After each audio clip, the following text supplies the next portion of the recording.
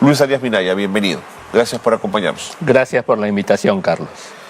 José Arista acaba de juramentar como nuevo titular del MEF. ¿Cuáles son los retos que debe enfrentar un ministro de Economía en un gobierno como el de Dina Boluarte y a 2 años de nuevas elecciones generales? Claro que sí. Un disclaimer. Con José estudiamos economía en la Católica, lo conozco. Lo conoce. 30 años. El pregrado. El pregrado. Okay. Y hemos trabajado juntos en gestión pública varias veces.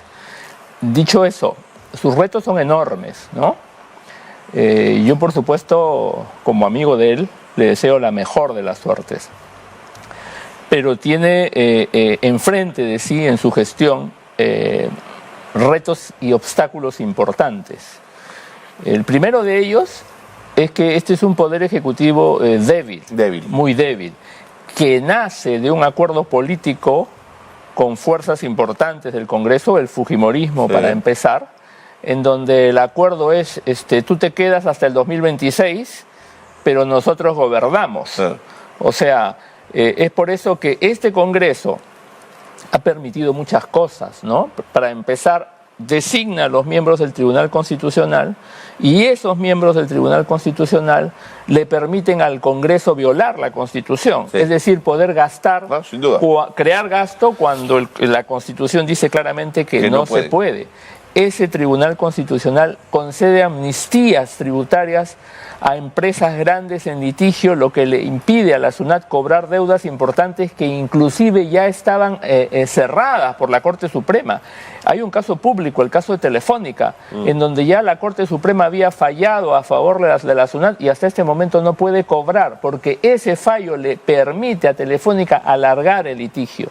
Entonces, las finanzas públicas no las controla, no tiene el ministro de Economía no tiene la sartén por el mango en el manejo de las finanzas públicas, lo tiene el Congreso. Lo tiene el Congreso. Pero en un Congreso, digamos, en un estado de cosas como estas que son tan sui generis, Luis, en situaciones normales esto no ocurriría, ¿verdad? Pero por supuesto que no. O sea, esto a mí me recuerda los 90, en donde en la segunda etapa del Fujimorismo, el Fujimorismo tenía el control de todos los poderes. Se había roto el balance. Esto es una situación muy similar, muy parecida. O sea, el Fujimorismo y otras fuerzas del Congreso que defienden intereses de economías ilegales son los que tienen el control del Estado en este momento. Pero es bien interesante cómo lo planteas, Luis, porque yo te planteo, o sea, mi pregunta parte por los retos, pensando en que vas a decir exportaciones, tipo de cambios, pero tú dices no, lo político en este momento es el gran reto a superar por cualquier ministro de Economía. Pero por supuesto, hoy en día es muy claro que la economía y la política no van por cuerdas separadas. Esto lo hemos dicho hace bastante tiempo desde el Partido Morado y hemos dicho que la salida económica requiere previamente una salida política. Es por eso que en su momento el Partido Morado planteó y plantea adelanto de elecciones, pero también somos muy conscientes y muy realistas que ese adelanto no se va a dar. Además ya estamos ingresando, ya hemos pasado la primera mitad de este gobierno, estamos entrando al segundo y ya estamos llegando. El próximo año va a ser año preelectoral, ¿no? Entonces es la política la que está incidiendo en esta coyuntura económica. Podemos hablar un poquito de economía, en donde el problema del Perú hoy en día es un problema de mediano plazo. Es un problema de baja tasa de crecimiento que empieza primero en el 2015, ¿no? Cuando acaba el boom de commodities, el superciclo de metales, y a partir del 2016 esto se complica por la caída de PPK, y a partir de ahí tenemos 6 presidentes. Entonces tenemos que ser conscientes, quienes diseñamos políticas públicas, que hay un problema político que tiene que ser resuelto, que no solo genera inestabilidad e incertidumbre en la economía, sino que impide el que hagamos las reformas necesarias para retomar el crecimiento sostenido. No eres josearista, pero más allá de josearista y de los nombres, si es así, entonces, si a alguien le ofrecen un Ministerio de Economía y Finanzas con este margen de cosas que has mencionado, lo que tendría que decir es: yo no puedo aceptar un cargo como este. Es decir, ser ministro de Economía en estas circunstancias, ¿qué significa, Luis? Ser ministro es primero que es un servicio al país. Sin duda. En primer lugar. En este caso, yo no puedo opinar, porque recuerda que hubo sobre la decisión del ministro actual. Ajá. Porque esta decisión, para ponerla en contexto, nace, digamos, a los ojos de la población, con una reunión Sí, que se da en Palacio de Sí, Gobierno señor. entre Dina Boluarte y Luis Carranza, con la asistencia de José Arista. Sí, señor. ¿No? Y debemos recordar políticamente, o sea, Carranza es un buen economista, pero debemos recordar políticamente que Luis Carranza fue el jefe del plan de gobierno de Keiko Fujimori. Clarito. Entonces, ¿quién está poniendo el ministro de Economía en el país? El fujimorismo. Te entiendo por dónde vas. Te entiendo por dónde vas. O sea, no es que llamen a cualquier técnico a ofrecerle el cargo, ¿no? No, claro, se ha negociado el cargo, ¿crees? Eso para ustedes es indudable. En política no hay, pues, No hay coincidencia, casualidad. ¿no? No hay Ahora, casualidades. sigo con esto. Según una investigación exclusiva del Foco, Arista tiene 5 investigaciones fiscales en curso por delitos graves: peculado, negociación incompatible, colusión. Es verdad, también hay que ser honesto, que él estuvo al frente del gobierno regional de Amazonas, y cuando uno está al frente de un puesto como ese sale empapado de denuncias y de señalamientos. Pero más allá de eso, con tantos pasivos, digamos, no es un momento para decir: oye, mejor en otro momento, no es mi momento, tengo esto, voy a manchar con esto al gobierno, no nos conviene en esta circunstancia. Yo creo que en este caso, por supuesto, la decisión la tomó Boluarte, pero tenemos que, yo creo que es el periodismo el que tiene que mirar caso por caso. Ok, Yo miré la lista. ya. No eran 5, eran como 8 o 10. Varios de ellos ya están con archivo Sí, y sobreseguimiento. sí, es verdad.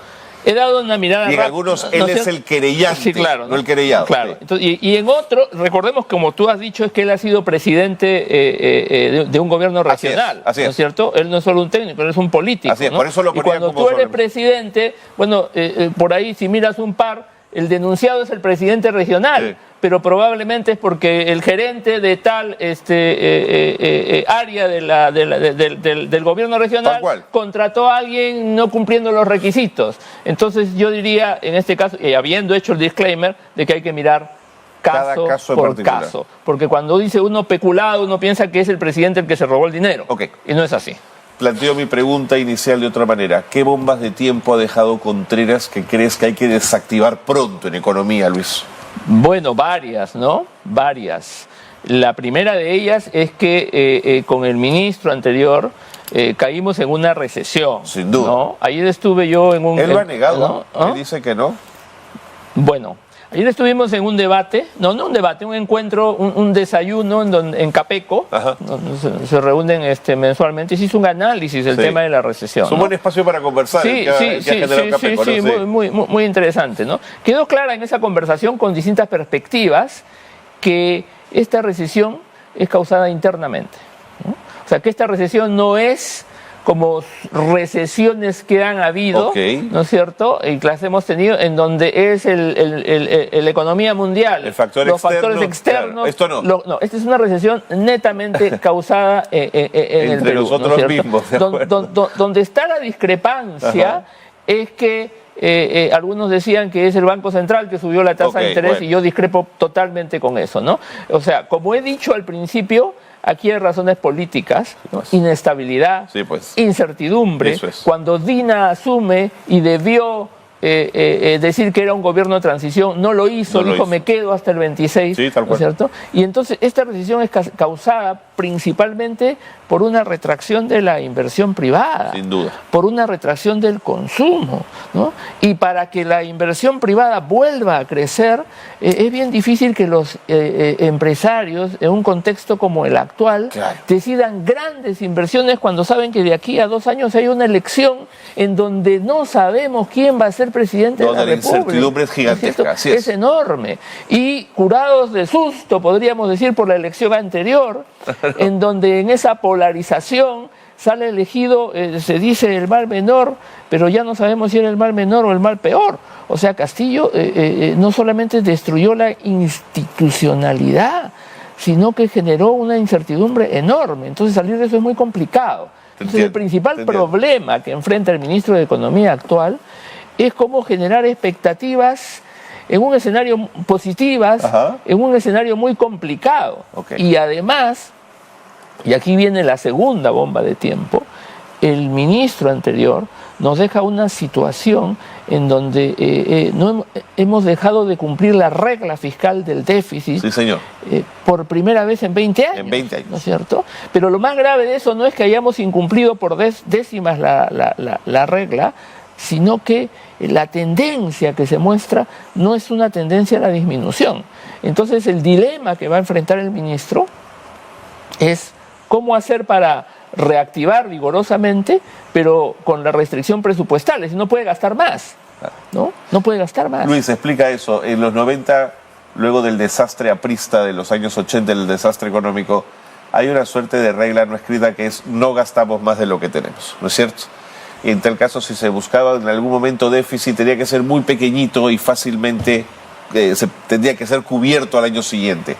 ¿Te parece que luego de 20 años esa regla se rompió por completo? Y eso es muy peligroso. Y una regla que además sientes tú se ensancha cada día, no se cierra. Estoy de acuerdo con lo que señalas. Es peligroso. Ahora, hay que distinguir contextos. En los 90 salíamos de una hiperinflación, sí, y la regla era déficit cero. Sí. Como es lo mismo que tiene que hacer Milei hoy día en la Argentina. Déficit cero. O sea, la regla era sol que entra, sol que gasta. Así es. ¿No? El escenario de hoy día es evidentemente diferente. Sin duda. Perú tiene fortalezas fiscales. Y reservas extraordinarias. Así es, ¿no? Tiene un marco fiscal institucional importante. Dentro de ese marco fiscal institucional importante aparece ya no el no gastes más de lo que recaudas, sino aparece una regla fiscal que dice que el déficit no puede ser mayor a un monto que equivale al 1% del PBI. O sea, nosotros podemos tener déficits pequeños. Así es. No solamente uno, sino que los gobiernos al iniciar su mandato anuncian cómo es que vamos a ir en trayectoria a ese 1. Hoy día estamos casi cerca de 3. Entonces el ministro de Economía, cualquiera que fuere, y este también, tiene que asegurarnos al país cómo al fin del mandato de Dina Boluarte vamos a converger de este 3 a este 1. ¿No? Entonces, ese es el marco presupuestal que cualquier ministro de Economía tiene que respetar. De acuerdo. A eso le sumo, pensé que lo plantearías como una preocupación también, Luis, la caída de la recaudación tributaria en relación al año anterior. ¿Qué te deja eso? Bueno, cuando la producción... Igual hay que pagar profesores, policías... Cuando la producción cae, y más aún cuando hay recesión, la recaudación se retrae. Disminuye. Claro. ¿No? Pero además disminuye en un país como el nuestro, en donde tenemos una baja presión tributaria, sí, comparado con todos, sí, los países de América Latina. Estamos en el tercio, sí, inferior. Pero la SUNAT hace un par de años celebró su récord 16%, que se sentía que era la tapa, ¿eh? Bueno...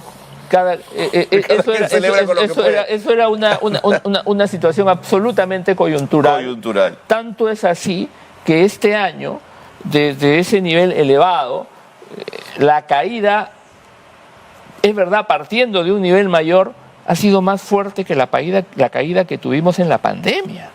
O sea, ha sido una caída de más de 2 puntos del PBI. Nos ha llevado la presión tributaria a niveles de 14. Así es. Y este año no va a ser mayor. Haga lo que haga el ministro de Economía, este año la presión tributaria, en el mejor de los casos, va a mantener el nivel del año pasado. ¿Por qué? Porque viniendo de una recesión el año anterior, las utilidades de las empresas fueron muy malas, claro, los salarios, claro, muy bajos. Claro. Entonces los pagos de regularización de este año van a ser menores a los del año pasado y eso va a marcar la pauta de la recaudación este año. Entonces el ministro de Economía la tiene muy difícil porque tiene que reducir el déficit en un escenario en donde la recaudación se le está cayendo. De acuerdo.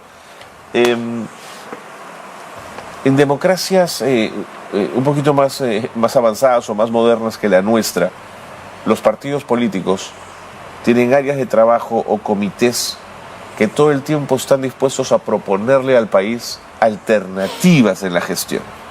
Yo quería preguntarte si dentro del Partido Morado hay un área que mira los temas económicos para plantearle al país y para plantearle a Arista caminos y nortes que pueda desarrollar. ¿Lo están trabajando, Lucho?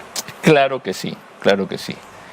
Yo ingreso al Partido Morado hace un poco más de un año, ¿no? Y con Luis Durán, nuestro presidente, hemos diseñado un plan estratégico, Ajá.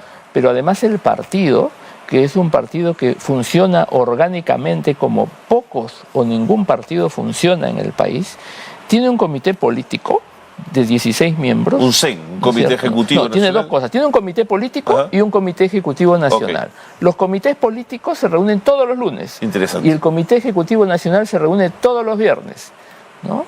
Y hacen análisis del país, Y digamos. los lunes hacemos Claro. análisis de la situación política. Acabamos de aprobar un comunicado frente a la terrible problema de pérdida de institucionalidad que va a salir en breve, hoy o mañana. Y los días viernes hacemos un análisis de la organización interna del partido, de nuestro crecimiento territorial, Ok. del fortalecimiento de las bases. Pero además el partido, en este CEN, tiene secretarías, ¿no es cierto?, en donde una de las secretarías es la Secretaría del Plan de Gobierno. Y en este momento el partido está fortaleciendo esa Secretaría del Plan de Gobierno, estamos armando equipos, porque una de las fortalezas que tiene el Partido Morado es que está formado por un contingente importante de profesionales. O sea, el partido tiene especialistas en educación, especialistas en salud, especialistas en la parte climatológica, especialistas en medio ambiente. Entonces estamos conformando equipos y vamos a mantener esa tradición, esta sí que es buena, del Partido Morado, de hacer de construir no solo críticas, sino propuestas Eso. económicas. Ese era el punto de mi ¿No es pregunta. cierto? Propuestas económicas, primero que critiquen la coyuntura actual, pero que planteemos reformas hacia adelante. Señor. Pero una cosa importante, o sea, en un país en donde tenemos 25 partidos políticos inscritos Y 12 en en donde ciernes. vienen 10 o 12 más, Sí. 40 partidos Sí. políticos, tendríamos poca conciencia si pensáramos que el Partido Morado solito va a resolver los problemas del país. Por eso es que nuestro presidente lo ha ¿Pero qué señalado. propones? ¿Un frente amplio, aglutinar fuerzas? Lo ha señalado aquí, ¿no? Que nosotros estamos políticamente haciendo esfuerzos por construir un frente de centro sensato, democrático, digamos, porque nuestro país está polarizado. No, sin duda. Entonces, si no hacemos esfuerzos por construir un frente político importante de centro, De largo aliento, además. alejado de las posiciones polarizantes y extremistas en las que hoy vivimos, pues vamos a repetir en el 2026 el mismo escenario. Sin duda. Y vamos a Sin tener duda. que elegir nuevamente y muy probablemente entre los mismos extremos que tuvimos que elegir hace 3 años. Es verdad. ¿Por qué se les va Flor Pablo, Luis? Me dijo Lucho Durán que él no sabía, no entendía por qué. ¿Tú quizás tienes alguna respuesta? Esa es una pregunta que debe responder ella. No, yo sé, pero ¿qué intuyen ustedes? Ayer en la reunión de Capeco estuvo ella, la saludé, le comenté a uno de sus principales asesores, luego de escucharla a ella, en ese debate de más de 40 personas, que para nosotros como partido era una lástima que Flor haya decidido, digamos, tomar un rumbo propio. Las razones, según ella, están expresadas en una carta en donde ella, a su juicio, ve que en el partido no tenemos un sentido de urgencia por armar este frente de centro, cosa con la que discrepamos, porque Lucho Durán, nuestro presidente, está hablando con muchas tiendas políticas. Eso nos contó, que con estaba haciendo muchos todos los líderes. esfuerzos de conciliación, sí. Esto lo dice Flor en un comité político de 4 días antes, en donde en la mesa estaba Mesías Guevara. ¿Qué mejor demostración de los esfuerzos que estamos haciendo por aglutinar un frente con líderes importantes que la incorporación de Mesías al partido. Pero la incorporación de Mesías al partido no solamente significa que hemos ganado un líder nacional, porque ha sido presidente, secretario de un partido nacional tradicional, ex gobernador regional, ¿no? Sí. Y entonces estamos conversando igualmente con otros ex gobernadores honestos, en primer lugar, de trayectoria intachable, para traerlos al partido. Entonces, en ese sentido, para no rehuir a tu pregunta, la salida de Flor para nosotros es inexplicable. ¿Crees que Flor de alguna manera se siente presidenciable? Sin duda alguna, ella es presidenciable, ella ha hecho, pese a todos los obstáculos que ha tenido en el Congreso, creo yo, una labor excelente. Sí.